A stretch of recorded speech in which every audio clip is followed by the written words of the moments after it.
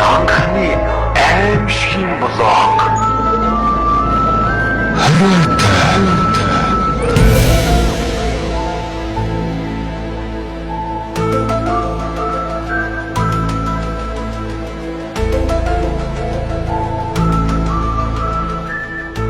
Зохиолч Алтан хундгийн гашуун байна үйлчлэгийг та бүгддээ хүргэе. Намрын ихэнх сарын шинийн 15-ны сар тол мэт гэрэлтэж хөдөө талын үзэсгэлэн улам бүр тодхон харагдахад мандах морныхаа амыг сул тавиад амандаа Эрдэнэ засгийн унгыг аялан хөлчүүрхэн хатруулах нь жинхэнэ Монгол ирийн хиймар золбоо гэлтэй.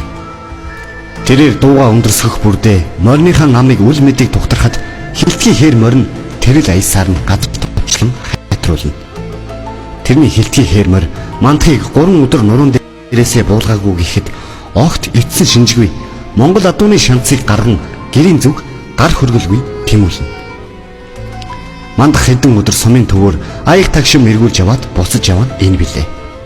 Тэрээр уусан жаахан архиндаа халамцсан хоолойнохон хэрээр дуу аялан явсаар нэгэн даваан дээр түр амс хийж тамхи татгаар газар завлан суулаа.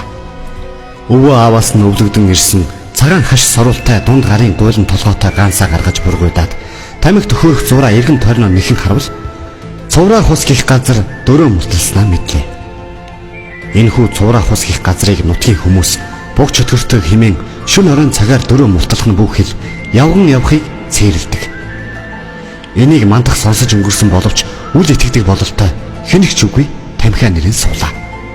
Арих балгаараа өөртөөгөө ярьдаг зангаараа мандах хэн нэгний тухай амандаа үгэлж энэ муу тамхич нь ямар гашуун болцгоо вэ гэж хараагаад шүлсэн хаяхад аатган талд нь хэн нэгэн эрэхтэй хүний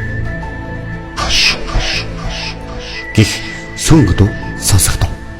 Мандах ингэж дуурахын сонссон боловч сонсоогүй юм шиг царай гархан суулаа. Уудсан чгүй тэрэнд энэхүү газрын тухай ярьдаг сонин жигтэй явдлууд санаанд нь ээлж дараалан бууж нэгэлж ирэхэд явчихав. Мандах хий юм сонсон эсгээ шалгах гэсэн шиг гашуун байна уу гэж нүдэ эргэлдүүлэн асуухад ард талд нь хэн нэгэн сөнг хоолоогоор гэж хэлэх дууллаа. Энэ үед мандахын нурууны шарус ширхгээр босгох шиг болж иргэн харвал хинч үзэгдсэнгүй. Тэр айсан хүнд аргалгатлан гих үгийг санаж өөрийгөө зоригжуулаад тамхиа шуналтай нарахгүй сорох зураа дахин шалгаж үзэхээр санагдаж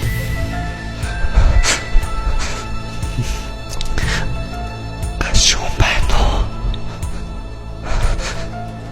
гэж амандаа чимээг өхөн шивнэхэд өнөөхсөн коолой улам бүр ойрцсон мэт яг дэрэгдээсэнд гашуун гэж дуулахад мандахын уусан архи нь ор мөргөө арилах шиг болж хүүтэн хөлсөн дотор харанхуйлан гадагшлав.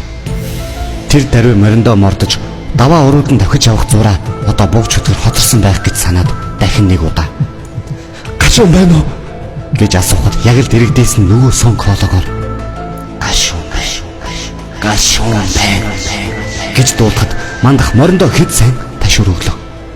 Элдвээ бодон давхих зураа хэрвээ сүнс дагаж харвал модон дотор сүлжин давхиж төөрүүлдэг гэж өвгчүүдийн ярихыг сонсож байснаа санаж ойрцох мод руу орж сүлжин давхиад модны захад гарч ирэн дахин гашуун байна уу гэж асуухад мөн л дэрэгдээс нь гашуун байна гэж дуулав. Мандах бүр ихээр сандарч нутгийн учир мэддэг өвгний гэрийн зүг жолоо нушиглаа. Мандах хайд сандарсан амтэн дэндүү өвгний үүдээр орж ирэхэд дэндүүгээ учрыг нь баг гадарсан бололтой учир явдлыг нь яран асуулаа. Мандах болсон явдлыг амьсгаа дээрдүүлэн ярьж дуусгаад дэндүү өвгөн цовраа хусанд шин оройн цагаар дөрөв мулталдгийг сануулад олон жилийн өмнө нутгийн нэгэн сайн ир мөрөөдөө тоглоом тоглож их ол золоод буцаж явахдаа цуваа хус гих тэр газарт муу хүмүүсийн гарт амиа алдаж тэр газартаа сүнс нь хорогдсон гэж хэлэхэд мандахын царай улам цонхигоод ирлээ. Энэ ёдрын сүнс хорогдсон хүний хөрөнгө мал өвгүйрэн хоосордог гэж ярьдсан мэн лээ. Энийг аргаж болох байх гэд мандахыг дагуулan гарлаа. Дэндүгөө хоттой хоньныхон дэргэд тэрнийг дагуулan очоод энэ хорогдсон сүнсийг хоттой хонин дунд төөрүүлдэг гэж өгчүүд ярьдаг байсан гэд мандахыг хоттой хонин дунд оруулав. Мандах хоттой хонин дунд хонь мэт дөрвөн хөллөж мөлгсөөр хоньны хашааг тойрон 2-3 удаа эргэлдэж гарав. Дэндүү үгэн энэ зур мандахад хандан. Энэ сүнс амьдаа мал хөрөнгөд маш их шуналтай хүн байсан гинлээ. Хоттой хонин дунд оруулахаар эд маланд хорогдоод төөрж өгдөг гэлцдэг юм. Миний хүү сайн төөрүүлээрэ гэж өвлөн зогсно.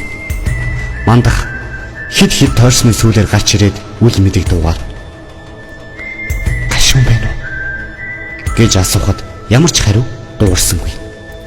Дууга жаахан өндөрсөж дахин асуухад мөн л хариу өгсөнгүйд сэтгэл нь жаахан амарч дэндүү үгнийд оров. Дэндүүгээ мандахыг хоноод явахыг сануулаад маргааш өглөө чи манай хоныг гаргаад цуврах усны ойролцоо дөхүүлж бэлчээгээд гэрийн зүг хөдлөөрэй гэд унтахаар хэвтлээ. Тэр шин мандах ард олны дунд явган яригддаг сүг сүдэр буг чөтгөрийн тухай дайс хийгээд бодол хийлж айсан даан цоромж хийлгүй хонсон юм.